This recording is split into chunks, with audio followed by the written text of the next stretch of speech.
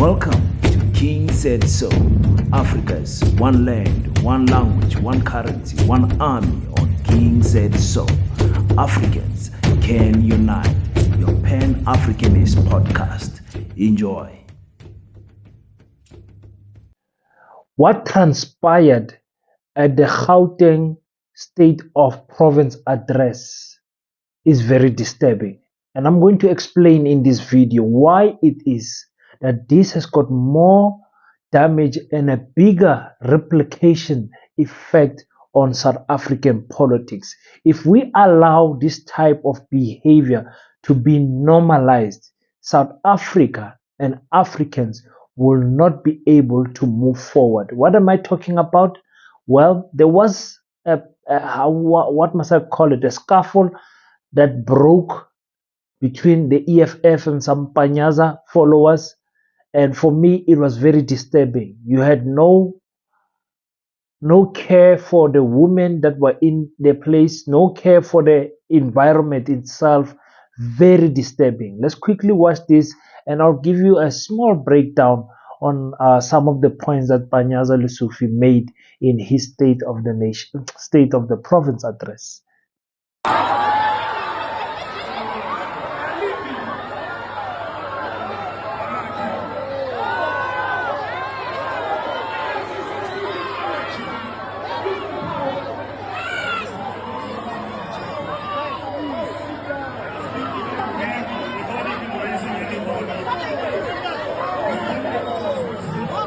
There is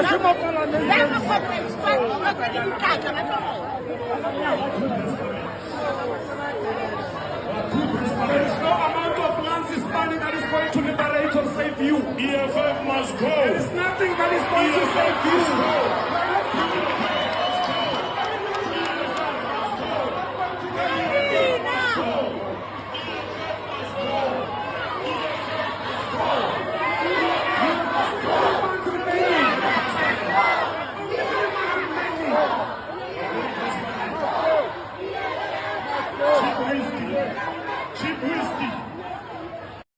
Peace in Pan-Africanism to all my African brothers and sisters. Welcome back to King Said So. I'm your host, King053, Mr. Easy, Imali, Eneng. And we're back at it again with another one. And this time around, we go to Gauteng for the Gauteng the provincial state address. Why am I fumbling this? And as I have shown you guys, there was some violence that happened there. And I'm telling you right now, Africans, if we cannot sit and win people over via a discussion, if we cannot sit and win people over via superior logic, when we go the violent route, it for me is a sign of weakness. We saw with the Mkhonto Wesizwe when it was attacked by some ANC members in KwaZulu-Natal. And for me, it shows me that you have no confidence in what you are doing, to the point where you have to have some slurs that are shout out, and vulgar words, and then the next thing a paper flies, a bottle flies, then the next thing a chair flies, and then people get hurt, and then the next thing, that is how our colonizers will view us. So look at these monkeys. Look at how they act. Look at how this is how they behave when they are with themselves. That is why you cannot trust them with power. So I want, as a Pan-Africanist, for those who are watching this channel and for those who are involved in the political system, violence is the last resort. And in fact, violence must be targeted against your enemies. And I'm here to tell you that your African brother and sister is not your enemy. Read between the lines. Very disappointed with what happened there with the EFF. I believe the EFF is a disciplined political party and they know how to protest. But timing is everything in life. Yeah, I can't say it loud enough. Timing is everything in life. There is a time and a season for everything underneath the sun. I'm telling you right now. So I'm disappointed, But let's get into the State of the Nation address. And there's a lot of things that Mr. Panyaza spoke about. One of those people, you must remember, he's the reason why EFF is actually working with the ANC in Johannesburg. He's the main reason. He's the one that facilitated all those talks and negotiations so for those two parties to work together. Otherwise, the ANC was not going to get in bed with the EFF. So we have to applaud him for that.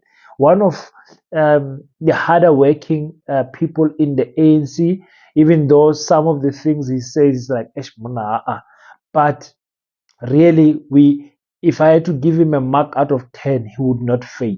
He's doing a good job.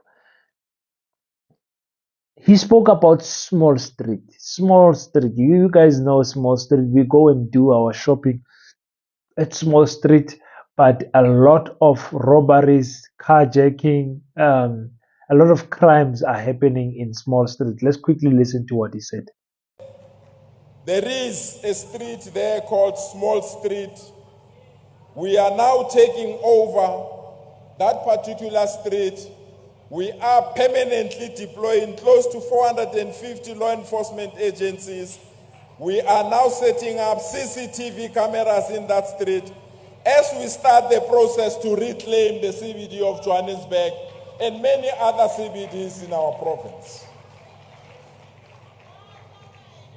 We are now endorsing the decision and the court decision that has been taken by Johannesburg Metropolitan and Tshwane Municipality. Any illegal building in our CBD, if no one accounts for it, we must take it over as government so that we improve our CBDs in all the areas of our province. In a busy street like Small Street and many other CBD streets, the downtown streets, I think cameras are not such a bad idea. There needs to be cameras. You're going to catch a lot in the camera system. And I think Johannesburg has got some camera systems here and there, even though some of them are private from private securities. But they do have some cameras here and there that are playing a big role in relegating the crimes in that city. So small streets, I've went there with my friends from Pretoria. For me, small street, I was shopping there from a small age. Le maraba starter, roletse maraba starter rena vele, batho ba maraba starter. So ne re small, lo tse dingwe tse re sa re kry-eng ko Pitori, de lata ko nthong eo, de lata ko Jozi. So but when I went with my brothers from Kimberley, when we went there, they were in fear. No, lock, make sure that you lock the car, triple, make sure, hide this underneath the seat, do that. And, it has that reputation. Another thing that I liked what he said there is on addition of deploying policemen in the streets there is reclaiming the unclaimed buildings in Johannesburg where white people have just left their buildings just like that, unattended, and they decided, I'm not going to sell it. And most of them has moved out of our country. They are in Australia somewhere, they are in Germany somewhere, staying somewhere in Canada, and they left this property unattended. They didn't even feel the need to sell it. So for me, the government should when we talk about expropriation without compensation, they can't fail to take these buildings. I think they counted something in the regions of 3,000 buildings that are unaccounted for, or you call your illegal buildings, where people are just going in there and then there's a mafia that is running the whole building, illegal connections of which these places can be revamped and rehabilitated, and people can live there in a decent place. My goodness. So I'm all about that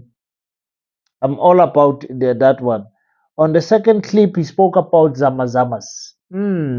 Okay, let's hear what he said about Zamazamas. The president deployed almost 800 soldiers The president deployed almost 800 soldiers from November last year to January this year. We have broken the backbone of Zamazamas in Gauteng, and all the soldiers have ensured that all those particular Zamazamas are displaced down there. I'm proud that almost 840 Zamazamas have been arrested and deported, and almost 2,000 illegal miners have been removed from our region of Boksburg, Dobsonville, Kagiso, Khutsong, Krugersdorp. But I said to the president, don't remove these soldiers. Keep them here, because we want to convert these soldiers to also assist us in fighting crime in our province. Now, when it comes to the Zamazamas, I think you guys know my position there as a Pan-Africanist. I think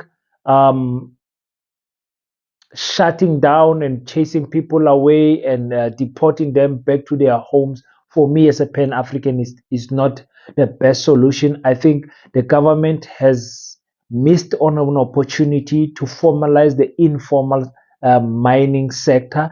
I think they can do better in terms of strategic planning according to those minerals there. Because remember, our African brothers who are in South Africa are actually making money there, and some of the politicians and some of the high class and high state mine companies actually buy from these informal miners, if I can call them like that. So for me, when we have an Africa with no borders, we'll have a single home affairs central database where everyone is recorded in one database. So no matter if you come from Lesotho, whenever, we just put your fingerprint and your name comes up there, and then we formalize this informal mining sector to say, guys, you guys are mining here. This is a very dangerous mine. You guys know that the previous owner has blown the entrances of these buildings. You guys are getting in there illegal. We're just going to formalize who's in, who's out. We're going to have record of everyone who's working in there. Should you die in there, we should be able to account that Pete or John from Mozambique was here. He's the one who's stuck under the ground. For me, that is Pan-Africanism. Not just chase everyone away, but I understand with the current rules and the laws that we have, it is not suitable for Pan-Africanism. So our African brothers are called foreigners. But funny enough, the white people, when they came here and started mines illegally, when they gave themselves citizenship and started mines, and those mines are still existing even today, we don't call them illegal miners. But our brothers, when they do the same, they get a different tag. But anyway, I know you guys are fast with that because of the crimes that come with this type of things, because nothing is regulated. You don't know who's staying there. You don't know where they are coming from. You don't know what type of weaponry they're coming from. I will never advocate for crime. Anyone who commits crime in any country must be punished, and punished accordingly. So I'm not going to advocate for that, but I'm saying I think that it is a missed opportunity to formalize the informal mining sector, and also favor a lot of South Africans in terms of them going underground and try to make it a little bit safer for them. That's all I'm going to say there. I'm not going to speak a lot regarding that. Informal settlements. You speak about the department, the agriculture, the Gauteng government buying a lot of hectares for people to move to new land. Let's listen to what This is our plan on how to deal with informal settlements. The government that I have the honor to lead has bought hectares and hectares of land in our province. We have started a process of ensuring that we tar those particular land sites, we put water, we put electricity, we also put sewer, so that young people that need houses will be allocated sites and they can build their own houses and move out of informal sense as part of our ICAGEM program. We want to thank the Department of Human Settlement for this intervention. We now have 20 megawatts or mega settlements where we are diminishing and destroying informal settlement, and new houses are rising from those informal settlements, so that we can be a generation that will let go of informal settlement. It's really heartbreaking. You know, for white people, they can stay with their parents up to the age of 30 and whatever. But the house situation and the layout is not the same as a black person. A black person that is in his 30s still at home is disturbing the house structure. Why am I saying that? You'll find that there's 4 or 5 children. And from those 4 or 5 children, you'll find a little sister has got a child. And the household, even if it's a 3-bedroom house, even if it's a 2-bedroom house, it's overcrowded. So when we are seeking for land for us as Africans, we're seeking land specifically for this issue, and it is a dangerous thing for the ANC to always dangle this thing of free houses, and we're building 1 million houses and all that, because that's something that we need as South Africans. It's very dear to our heart. We want to move out. I'm speaking from experience. I stayed into my early 30s at home. Very unhealthy. And remember, I got married when I was 25. So you can just imagine that struggle of my wife staying with my siblings and all of that. Okay, the house was not small, but not big also. You know what I'm saying. So other people, you find they're in a 4-room house, and we're sleeping in the sitting room, sleeping there. It's unbearable to live in those type of conditions. And I just wish that really, if what Panyaza is saying is true, they should like fast forward it and make sure that people get that land and utilize that land. Because I'm telling you, other people, they don't even need a free house. They just need a piece of land. Just a piece of land is enough for some African brothers and sisters. All in all, the state of province address was okay. He did well. If you want the whole state of province address, I can post it for you guys if you want it. If you show interest in that, if you go on the comment section, I'll go look for it and post it for you guys. And I think it did well. And that whole violence thing that happened there, it really disturbed like when we meet as black people in a meeting, even if it's a community meeting and we are strongly disagreeing on a position or whatever it is that we are disagreeing in, we have to make sure that democracy prevails at the end. We vote, and if we lose, then those who have won need to be supported for whatever. If we say we want to build a bridge and the other people say no, not a bridge, let's first build the stadium, and then they win with votes, we have to build the stadium and leave the bridge. Next time we have to work on the politics of turning people into our favor. Don't turn violent, especially when there's women around. I don't like it. I don't like. For me, it's a sign of weakness, because it shows that you don't have the skill of communication. You don't have the skill of timing. You don't have, I don't know. You guys go in the comment section and tell me what's up with all of that drama and everything. I saw the interviews. I'm not interested. For me, if people fight, I'm not even interested to even justify it. I'm not even interested to justify it why you are fighting. I don't want us as Africans to look like that. There's been too much and enough violence against us as Africans. We should not be having violence against each other. It should not be like that. Let's be diplomatic in everything, in our disagreements and everything that we are doing in life. Let's be diplomatic in everything. Please, Violence is a no, no, no, no. We cannot normalize violence, especially in a country like South Africa that has such a high crime rate and a high assault and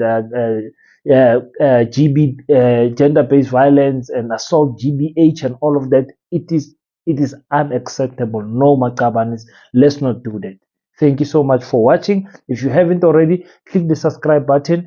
Make sure that you leave your thoughts on the comment section and tell me what you think about Panyaza's provincial address. And then make sure that you are always subscribed, and make sure that you are the one that is going to form part of the people that are going to build Paseta. You don't know what Paseta is? Stay tuned. We're just going to leave this here.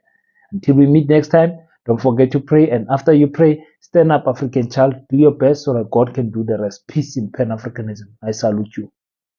Black Heart, the hustle continua. 100% good quality t-shirts, made to inspire your goals and dreams. T-shirts are now available at an affordable price. Place your order now. 068-473-6908. Instagram at Black7576. Facebook page Black Heart.